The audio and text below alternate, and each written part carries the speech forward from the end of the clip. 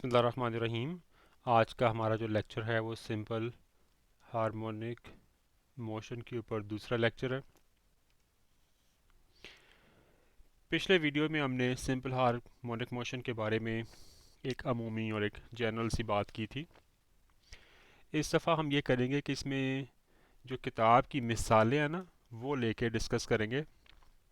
किताबों में आमतौर पे ना दो तरह की मिसालें दी जाती हैं। एक आमतौर पे एक स्प्रिंग की मिसाल होती है और एक पेंडुलम की मिसाल होती है। तो इस वीडियो में हम जो है वो स्प्रिंग की मिसाल से शुरू करेंगे और अगर टाइम ने इजाज़त दी तो फिर हम पेंडुलम को भी डिस्कस करेंगे, वरना फिर वो अगली वीडियो में डिस्कस करेंगे। अब आप सब लोग माशाल्लाह 14-15 साल के हो चुके होंगे। आप ज़िंदगी के तरह तरह के तजर्बात से गुजरे होंगे। आपने तरह तरह की चीज़ें ट्राई की होंगी, चीज़ों को जानते होंगे।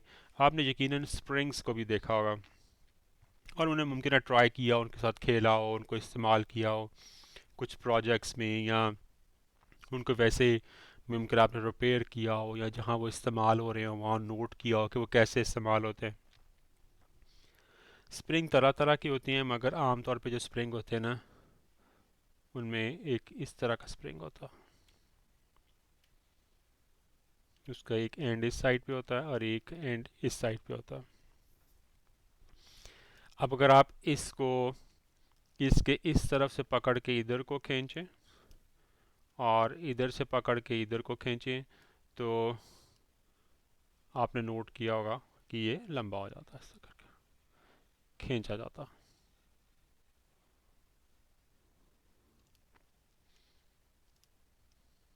ये देख, ठीक है, आपने खींचा, स्प्रिंग लंबा हो गया।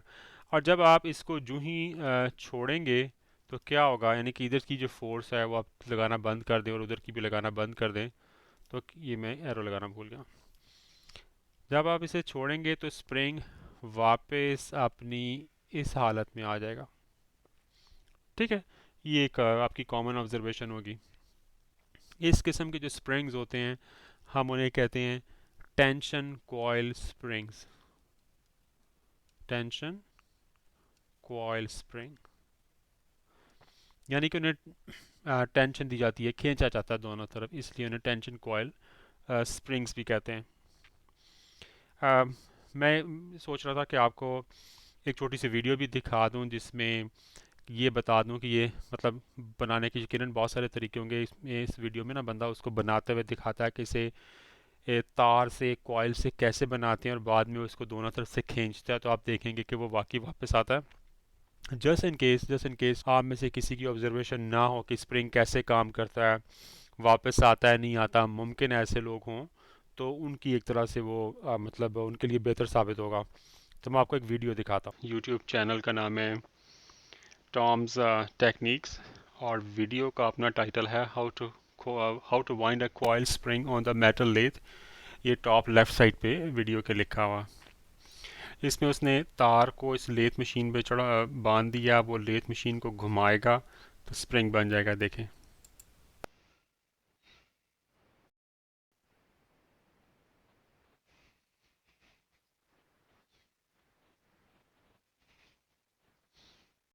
जैसे तार आ रही स्प्रिंग बनता जा रहा है और अब स्प्रिंग बन गया उसका। अब देखें, स्प्रिंग को वो पकड़ के दोनों तरफ से खींचेगा और जब खींचेगा और छोड़ेगा तो स्प्रिंग वापस अपनी शेप में आ जाएगा। देखें, ये देखें, देखें, वापस आ गया ना अपनी साइड पे। देखें, अपनी शेप में वापस आ गया। देखें, फिर वापस इसी तरह एक और तरह का स्प्रिंग होता है। हर बहुत तरह के होते हैं, लेकिन एक और तरह का स्प्रिंग होता है जिसे हम जो ना कंप्रेशन स्प्रिंग कहते हैं। वो ऐसे होता है कि उसकी जो ये कॉइल्स होते हैं ना उनके दरमियान गैप होता। जैसे कि पुराने वाले को, जो पुरानी मिसाल थी, उसे खींचा था तो इस शेप में आ गया था। ये होता ही इस शेप में है कि उसमें ना इधर थोड़ा सा गैप होता है, जैसे ये गैप है ना, ये गैप। और इसका बुनियादी मकसद ये होता है कि इसको आम तौर पे ऐसे करके ना, ऐसे करके दबाया जाता। तो दबाने से क्या होता है कि ये ऐसी शेप में आ जाता है, इसके जो डिस्टेंस है ये कॉइल्स के दरमियान वो कम हो जाता। ये दबा हुआ है, अभी देखें, इस पे फोर्स लगी हुई है। ये मैं ज़रा मोटे एरो से शो कर रहा हूँ। ये डिस्टेंस कम हो गया।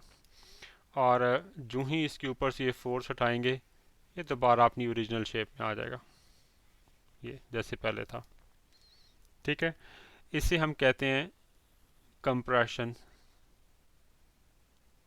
स्प्रिंग, यानी कि जिसको कंप्रेस किया जाता है। किताब में जो मिसाल ली है वो उन्होंने कंप्रेशन स्प्रिंग की ली हुई है। और कंप्रेशन स्प्रिंग की ना दो आपको मिसालें देता हूँ कहाँ कहाँ इस्तेमाल होते हैं। एक चीज़ जो आपके बहुत ही करीब, अगर आप इस वक्त मेरी वीडियो देख रहे हैं तो यकीनन 99% चांस है कि आपके पास ही होगा, वो है कंप्यूटर का कीबोर्ड। तो कंप्यूटर के कीबोर्ड के नीचे ये जो कीज़ लगी होती है ना, ये ए लिखा है या एस लिखा है, तो उनके नीचे ऐसे छोटा सा स्प्रिंग लगा होता है। आप जब की को दबाते हैं तो ये स्प्रिंग जो है ना वो दब जाता। ठीक है, ऐसे। और जो ही आप की को दबा के उंगली उठाते हैं तो ये वापस फिर अपनी इस शेप में आ जाता है। ठीक है। और दूसरी मिसाल, ये जो गाड़ियाँ होती हैं, गाड़ियों के ये टायर होते हैं ना, ये तो ये फ़र्ज़ करें मैं एक सादा सी एक तस्वीर बना रहा हूँ। ये गाड़ी है, तो यहाँ पे आपने देखा होगा यहाँ जो बड़े बड़े स्प्रिंग लगे होते हैं ऐसा करके, ये भी कंप्रेशन स्प्रिंग्स होते हैं। जो किताब की मिसाल है मैं आपको बता रहा था कंप्रेशन स्प्रिंग के बारे में। कंप्रेशन स्प्रिंग के बारे में एक और बात बता दूं कि जैसे फ़र्ज़ करें कि ये स्प्रिंग है, तो आमतौर पे इसे दबाया जाता ऐसा करके, थोड़ा बहुत खींचा भी जा सकता है, ज़रूरी नहीं कि सिर्फ दबाएं। क्योंकि जैसे ये है गाड़ी की मिसाल, तो जब आप स्प्रिंग को लोड करते हैं तो स्प्रिंग दबता, ठीक है ना, दब गया, गाड़ी का मुसलसल वज़न पड़ा हुआ है इसके ऊपर। लेकिन जब शॉक्स वगैरह लगते हैं, मतलब गाड़ी जब बम्प्स वगैरह लगते हैं, मुझे ये कहना चाहिए, तो ये थोड़ा सा ऊपर को भी जाता। इसी तरह स्प्रिंग को आप थोड़ा बहुत कंप्रेस भी कर सकते हैं, थोड़ा बहुत खींच भी सकते हैं। इतना कंप्रेस नहीं करें और इतना खींचे नहीं कि वो स्प्रिंग ख़राब हो जाए, बल्कि कंप्रेस करने से तो शायद ये पर्टिकुलर स्प्रिंग ख़राब ना हो, और मुमकिन है ये ख़राब हो जाए। डिपेंड करता है कि तार कितनी मोटी है, वो काफ़ी सारी चीज़ें हैं जो इस पे इन्फ्लुएंस करती हैं, उनको हम डिस्कस नहीं करते। लेकिन जैसे वीडियो में उसने वो कॉयल से स्प्रिंग बनाया था, अगर आप उसे बहुत ज़्यादा खींचेंगे तो स्प्रिंग ख़राब हो जाएगा। तो हम जो बात करते हैं वो एक नॉर्मल रेंज में करते हैं कि स्प्रिंग ख़राब ना हो, ना ज़्यादा दबाने से ना ज़्यादा खींचने से।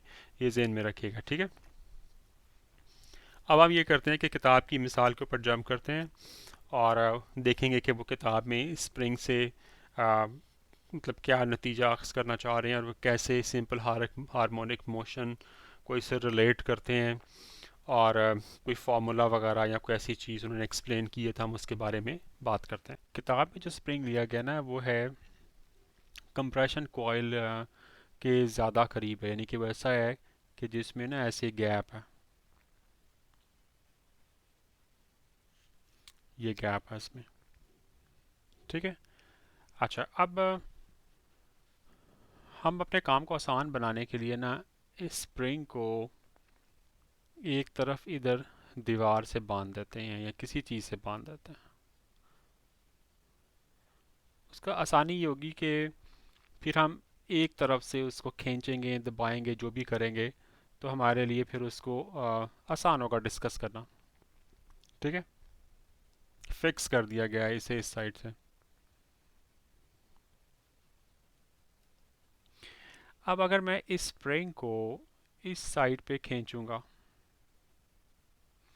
तो इसकी शेप क्या हो जाएगी, मैं इसको ज़रा लंबा करके यूँ बना देता हूँ ताकि जो बाकी केसेस डिस्कस करूँगा इसकी डिफरेंट, तो वो समझें कि फिक्स ही है इधर से। तो इस स्प्रिंग की शेप ऐसे हो जाएगी, ये गैप एक तरह से बढ़ जाएंगे।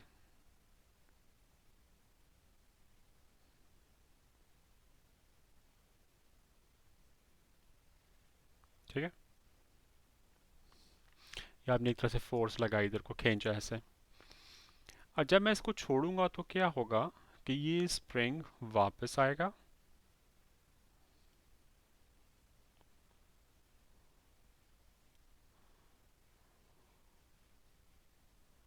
अच्छा, इसमें ख़ास चीज़ ये है कि ये जो गैप, मैं एक मिसाल के तौर पे कहता हूँ कि 1/2 सेंटीमीटर है, 0.5 सेंटीमीटर लिखता हूँ। तो ये शुरू में जब वापस आएगा ना तो ये थोड़ा सा दबेगा, तो कुछ देर के लिए मुमकिन है ये गैप 0.45 में, एक सिर्फ समझाने के लिए नंबर इस्तेमाल करें, ज़रूरी नहीं एग्जैक्टली वही हो। तो थोड़ा सा ऐसे आके कंप्रेस होगा इनर्शिया की वजह से। ठीक है, इधर को भागा हुआ स्प्रिंग वापस आ रहा, थोड़ा सा कंप्रेस होगा, लेकिन फिर दोबारा से ये जो है वापस अपनी ओरिजिनल शेप में जल्दी चला जाएगा। ये जो उसकी ओरिजिनल शेप थी ना, ये वाली, अब ओरिजिनल शेप से मेरी मुराद है कि ये वाली, इसमें वापस चला जाएगा, रुक जाएगा। लेकिन इस मिसाल में इस तरीके में कबाहत ये है कि ये यहाँ से यहाँ तक तो आपको ठीक नज़र आएगा खिंचा हुआ। जब आप छोड़ेंगे ना तो ये वाला और ये वाला जो स्टेप्स है ना वो इतने फास्ट होंगे कि आप सही तरह ना उसे ऑब्ज़र्व नहीं कर सकेंगे। तो सच्ची बात है कि कोई ख़ास फ़ायदा नहीं इस तरह करने का। तो उस वजह से फिर वो क्या करते हैं कि जो किताब में मिसाल है या बाकी और जगहों पर जो मिसाल मिलती है ना, उसमें इसके साथ ना इधर एक वज़न बांध देता। वज़न से फिर वो ज़रा काम आसान होता है। उसके दो तीन फ़ायदे होते हैं। एक तो ये है कि वज़न का थोड़ा बहुत फ्रिक्शन हल्की फुल्की होती है, तो ये इसका आगे पीछे मूव करना ज़रा थोड़ा सा, मैं कहूँगा कि स्लो होता है। उस स्लो होने की वजह से हमें इसकी जो मूवमेंट है ना स्प्रिंग की, वो सही तरह नज़र आती है। दूसरी बात ये होती है कि जब ये इसको कंप्रेस करता है, इधर को कंप्रेशन होती है स्प्रिंग की, उसके बाद वापस जाता है, फिर वापस आता है, तो एक तरह से ना ये यूँ समझें कि स्प्रिंग एक तरह से ना मुसलसल वो एक्शन जो है ना वो करता रहता है। तो उसकी वजह से इसकी जो मूवमेंट इधर को और फिर इधर को स्प्रिंग की जो मूवमेंट होती है वो देखना आसान होता है। लिहाजा तमाम मिसालों में यहाँ पे ना एक वेट बांध देते हैं। तो अब मैं इसी मिसाल को दोबारा डिस्कस करूँगा, लेकिन इस दफ़ा क्या करूँगा कि एक साइड से फिक्स होगा और दूसरी साइड से मैं वेट बांध दूंगा।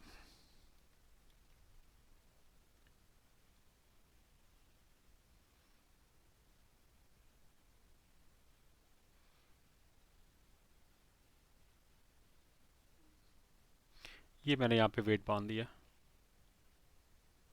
ठीक है। अच्छा, अब ज़रूरी चीज़ ये है कि मैं आपको पहली तस्वीर में तो बता देता हूँ, दूसरी में मैं ज्यूम करूँगा कि आप समझ गए हैं, तो वो कंडीशन हमेशा रहेगी कि ये स्प्रिंग जो एक सरफेस पे पड़ा हुआ है ना, ये मैं तस्वीर को अच्छी बनाता तो बेहतर था, ये मैं ऐसे कर रहा था।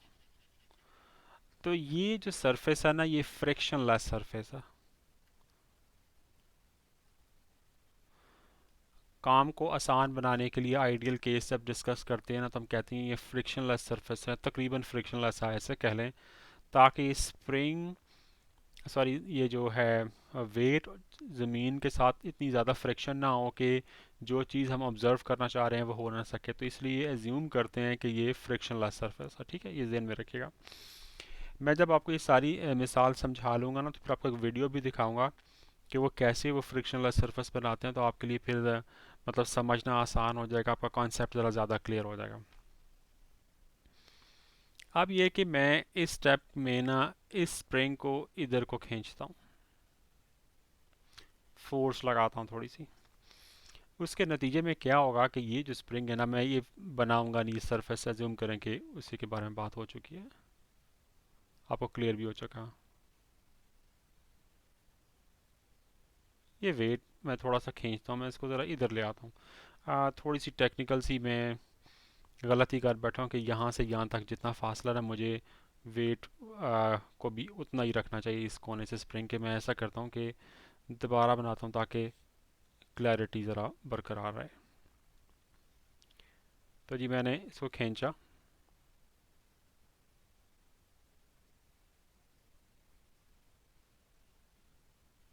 ये आपका वेट। ठीक है, यहाँ पे आ गया। अब जब मैं इस स्प्रिंग को छोड़ूंगा या इस वेट को, जो मुझे स्प्रिंग नहीं करना चाहिए, मैंने वेट को चूंकि इधर खींचा ना, इधर मैंने कुछ चीज़ लगाई हाथ, इसको जो ही मैं छोड़ूंगा ना तो क्या होगा, अभी ये स्प्रिंग खींचा हुआ है, तो स्प्रिंग के अंदर एक ताकत जो स्प्रिंग की है, जिसका बेसिकली मकसद है वो इसको वापस खींच रहा है। तो जो ही मैं छोड़ूंगा, अगले स्टेप में फ़ौरन ही क्या होगा कि ये जो स्प्रिंग है ना, ये भाग के अपनी जो जगह पहले वाली थी ना उस पर वापस आ जाएगा। यानी कि ये और ये एक ही चीज़ है। अच्छा, क्या यहाँ रुकेगा? नहीं, क्योंकि ये इनर्शिया है, स्प्रिंग ने इसको खींचा है। स्प्रिंग के अंदर वो ताकत होती है ना, एक उसकी प्रॉपर्टी होती है कि वो चीज़ों को खींचता है। अब जब ये मोमेंटम बना हुआ है, इनर्शिया बना हुआ है, तो यहाँ रुकेगा नहीं, बल्कि जो वेट की वजह से इनर्शिया बना है वो स्प्रिंग को मज़ीद दबाएगा। तो होगा क्या अगले स्टेप में कि स्प्रिंग कंप्रेस हो जाएगा और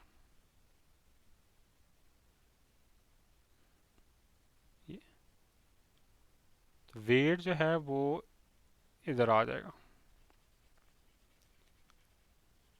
ठीक है। अब चूंकि स्प्रिंग अब ये है कि अपनी नॉर्मल जो पोजीशन थी जिस पे मैंने ये पर्पल कलर के टेक लगाए हैं, ये उससे ज़्यादा कंप्रेस हो गया है। तो कंप्रेस होने से फिर स्प्रिंग के ऊपर एक प्रेशर पड़ा है। स्प्रिंग ने फिर इस प्रेशर को वापस धक्का देना है, तो ये वेट को वापस धक्का देगा। तो क्या होगा कि ये अब दोबारा से अपनी ये दोबारा अपना जब पहले इधर आया ना ऐसे करके इधर को आया, बल्कि मैं ग्रीन एरो बनाता हूँ और पर्पल में मैं आपको बताना चाह रहा हूँ कि इधर को ये मूव करेगा। अच्छा, जब ये यहाँ पे पहुँचेगा तो फिर क्या होगा, ये दोबारा इधर को जाना शुरू करेगा। अब क्या होगा कि ये दोबारा उसी पोजीशन में आ जाएगा जो पर्पल वाली थी ना, ये वाली पर्पल लगा देता हूँ। यानी कि जहाँ पर्पल कलर नहीं है, ये तीनों एक ही पोजीशन है, लेकिन फिर यहाँ ये नहीं रुकेगा क्योंकि वेट लगा ना, ये वेट उसको आगे पीछे आगे ऊपर से फ्रिक्शनलेस सरफेस पे है, तो उसको ये दोबारा से इनर्शिया की वजह से फिर दोबारा इधर को जाएगा। ठीक है। तो ये स्प्रिंग दोबारा से, अब मुझे एक और कलर चाहिए,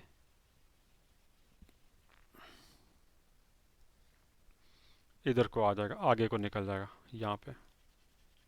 ठीक है, यहाँ पे पहुँच गया। अब यहाँ मैक्सिमम आके इसके बाद इसने दोबारा इधर को जाना है। तो क्या होगा कि ये जो सफ़र है ना, ये इसका प्रोसेस ये चलता रहेगा, ये दोबारा से एक तरह से साइकिल चलेगा।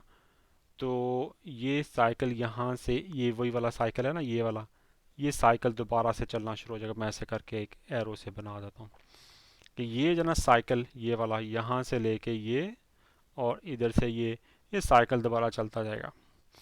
अच्छा, अब क्या ये रुकेगा? हाँ जी, रुक जाएगा। उसकी वजह ये है कि सरफेस तो फ्रिक्शन लेस है, लेकिन जो स्प्रिंग की प्रॉपर्टीज़ है ना, उनकी वजह से ये एक वक्त आएगा कि फिर ये रुक जाएगा। देर लग सकती है, जो कुछ भी हो सकता है, लेकिन स्प्रिंग रुक जाएगा। तो इम्पॉर्टेंट चीज़ ये है, मैं दोबारा से रिपीट करता हूँ कि आपने ना इस पूरे प्रोसेस को समझना है कि पहले हमारा स्प्रिंग, पहली वाली डायग्राम में जो ऊपर ब्लू से कलर का है, उसमें स्प्रिंग नॉर्मल पोजीशन में था, वेट लगा, हमने खींचा उसे दाएं तरफ अपने हाथ से। येलो वाले स्प्रिंग, ये वही वाला स्प्रिंग है, येलो वाली कंडीशन में वो खींच के इधर आ गया, हमने छोड़ा तो पर्पल वाली कंडीशन में वापस जाना शुरू हो गया वेट। जब इधर को जाना शुरू हुआ तो स्प्रिंग कंप्रेस हो गया, और जब ये उस पोजीशन पे पहुंचा इसमें जो उसकी ओरिजिनल पोजीशन थी, लेकिन यहाँ पे आके रुकता नहीं है, तो ग्रीन में मैंने शो किया कि वो और कंप्रेस हो के और आगे को जा रहा है। जो हमारी मीन पोजीशन फ़र्ज़ करें कि मैं रेड से इसकी एक तरह से ये मीन पोजीशन बना लूँ ना, ये वाली, ये अच्छा आइडिया रेड से मैंने लगाया। तो इससे आपको अंदाज़ा हुआ कि ये मेन पोजीशन पे पर्पल पे आया लेकिन आगे चला गया, फिर स्प्रिंग दब गया, स्प्रिंग फिर दोबारा से खुला, वो अपनी मेन पोजीशन पे वाइट में आया, लेकिन इनर्शिया की वजह से फिर आगे निकल गया। तो ये पूरा प्रोसेस चलता रहता, पर्पल और ग्रीन और वाइट और ये नीचे वाला जो ब्लू या ग्रेस है ना, इस पूरे साइकिल में चलता रहता है। फिर एक वक्त आता है स्प्रिंग की जो अपनी इंटरनल प्रॉपर्टीज़ हैं जो कि हमारे स्कोप से बाहर हैं, उसकी वजह से ये रुक जाएगा। तो ये चीज़ आपने देखनी है। अब मैं आपको क्या करूँगा कि आपको एक वीडियो दिखाऊंगा, कुछ हिस्सा उसका, उसमें आपको स्प्रिंग को ये सारा कुछ करता हुआ दिखाऊंगा, ताकि आपका वो जेन में ये चीज़ बैठ जाए अच्छी तरह। और उसके बाद फिर जो बुक में थोड़ी बहुत इक्वेशन या ऐसी चीज़ें उन्होंने डिराइव की है ना, वो मैं दोबारा से डिस्कस करूँगा, बल्कि इनफैक्ट फ़र्स्ट टाइम ही डिस्कस करूँगा कि वो मैथमेटिकल का जो थोड़ा सा पोर्शन है ना, वो डिस्कस करूँगा। ठीक है, अभी आपको वीडियो दिखाता हूँ। ये देखें, ये सेटअप है, इसमें ना ये नीचे एक सरफेस है, उसके ऊपर ये एक मास लगा हुआ है जो कि ग्लाइड करता है दाएं बाएं, इसको वो ग्लाइडर कहते हैं। और दरमियान में ना किसी तरह हवा आ रही है दोनों के दरमियान, तो हवा की वजह से वो फ्रिक्शन कम हो जाती है या ख़त्म हो जाती है, तो उसकी वजह से फिर ये स्प्रिंग जो है ना, ये इस मास को लेके या इस ग्लाइडर को लेके जब दाएं बाएं घूमता है ना, तो वो दाएं बाएं होता है, तो वो मूवमेंट आपको आसानी से दिखाई देती है। तो अभी इस वीडियो के छोटे से क्लिप में आपको वो सारा कुछ नज़र आएगा, देखिएगा ज़रा गौर से।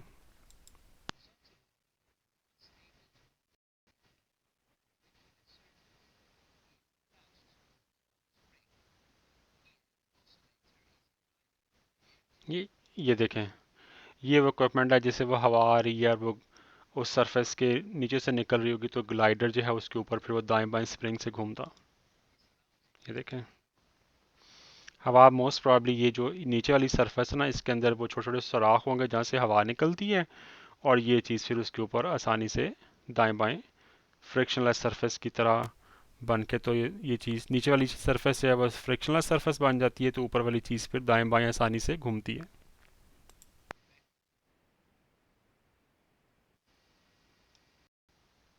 ठीक है, तो वापस चलते हैं और फिर अब यूँ करते हैं कि डिस्कस वो पॉइंट करते हैं जो मैथमेटिक्स से थोड़ा बहुत मुतालिक है, और जैसे कि उन्होंने बुक में डिस्कस किया हुआ। अब हम बुक के थोड़ा सा वो जो मैथमेटिकल वाला पोर्शन है ना, वो डिस्कस करते हैं।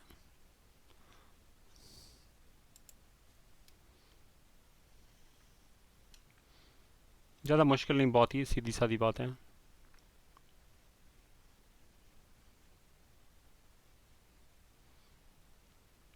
ये वो स्प्रिंग था, उसके साथ मास लगा हुआ था, और ये इसकी मेन पोजीशन थी जहाँ पे वो बगैर किसी फोर्स के लगाने के वो आराम से पड़ा हुआ। इसको हम ओ पोजीशन कहलाता है। अब जब आपने स्प्रिंग के ऊपर फोर्स लगाई,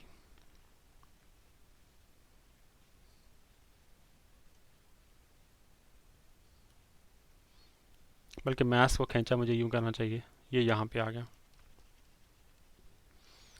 ठीक है, अब ये जो फोर्स आप एक्सटर्नल फोर्स जो लगा रहे हैं ना यहाँ पे, वो फोर्स जितनी आप लगाएंगे उतनी ज़्यादा इस मेन पोजीशन से इस स्प्रिंग की डिस्प्लेसमेंट होगी, उससे आगे जाएगा। ठीक है जी,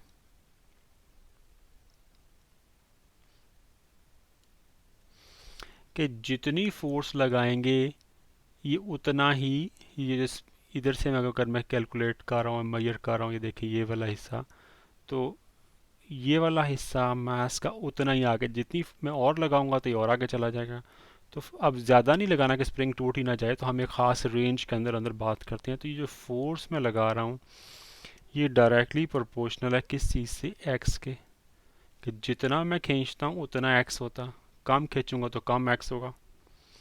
इसको ना वो हुक्स लॉ भी कहते हैं। ठीक है, अच्छा, अब जब ये इससे प्रोपोर्शनल है, तो इसको आप ये भी कह सकते हैं ना कि F is equal to k x. अब आपने इसी इक्वेशन बना दिया, ये कांस्टेंट लगा दिया। ठीक है, अब ये जो कांस्टेंट होता है ये स्प्रिंग के ऊपर डिपेंड करता है ना। अगर स्प्रिंग बहुत ही सख्त होगा तो ये कम हिलेगा, बहुत नरम होगा तो ज़्यादा हिल जाएगा। तो ये स्प्रिंग के ऊपर डिपेंड करता है, इसलिए इसका नाम उन्होंने स्प्रिंग कांस्टेंट रख दिया।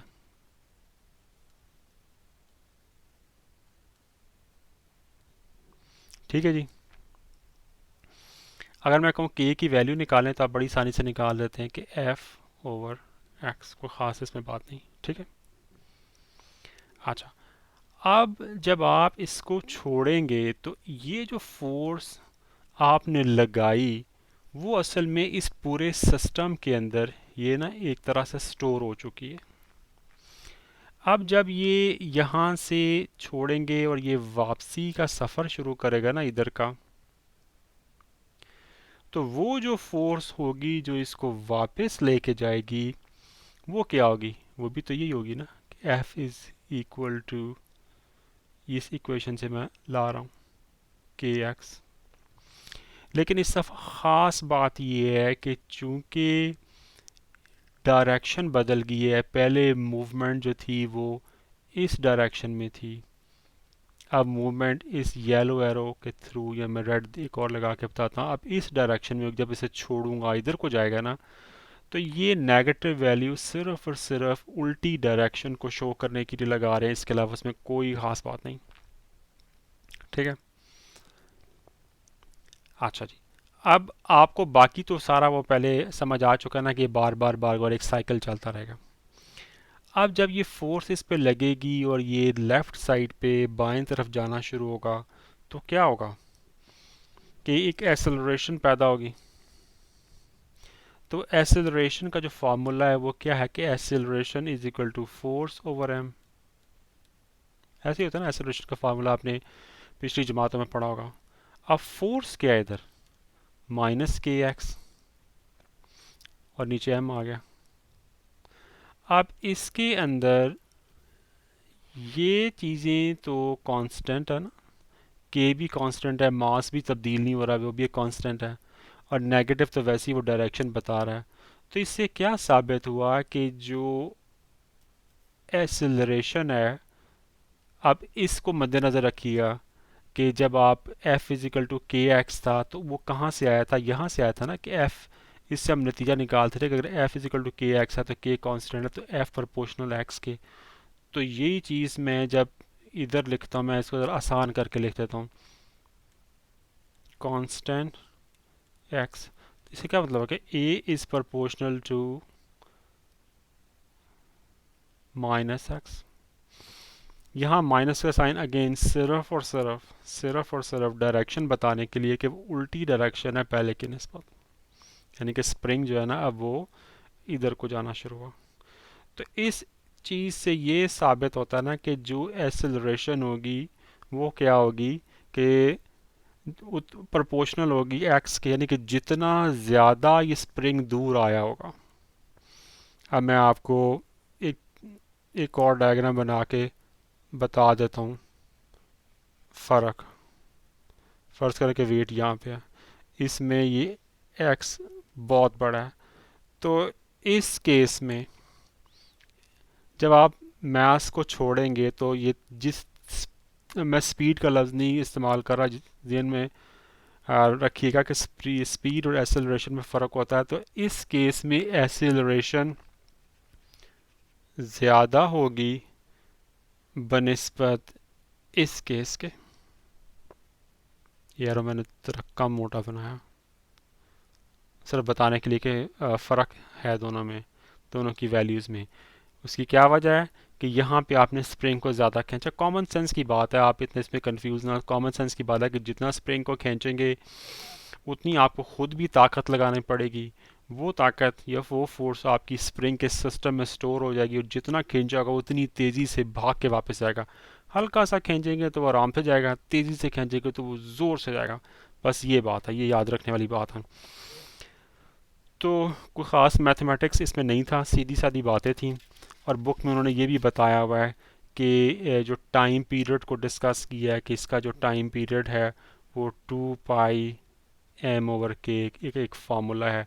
मैं अभी इस चक्रों में नहीं पढ़ता, इसको ज़रा बाद में डिस्कस करेंगे अगली वीडियोस वगैरह में, जब मैं टाइम पीरियड और वो सारी चीज़ें डिस्कस करूँगा कि अगर ये वाला जो स्प्रिंग का सिस्टम है इसका ऐसे ग्राफ्स बनाएंगे कि इसकी एक्सेलरेशन का क्या ग्राफ है, इसकी वेलोसिटी का या स्पीड वेलोसिटी का इसका क्या ग्राफ है, ये सारी चीज़ें बनाएंगे ना, फिर इस तरफ आएंगे। ये फार्मूला मैं आपको दोबारा से बता दूंगा। तो मेरा ख्याल टाइम मुनासिब है कि सिंपल हार्मोनिक मोशन की डेफिनेशन के बारे में बात कर ली जाए। हार्मोनिक मोशन का तो आपको पता है, सिंपल हार्मोनिक मोशन की ना 3 कंडीशंस हैं जो कि इसकी डेफिनेशन का हिस्सा हैं। आप पहली जो बुक में दी हुई है मैं उसका जिक्र कर रहा हूँ कि जो फोर्स है और फोर्स की वजह से जो एक्सेलरेशन पैदा होती है, and therefore acceleration is directly proportional to the displacement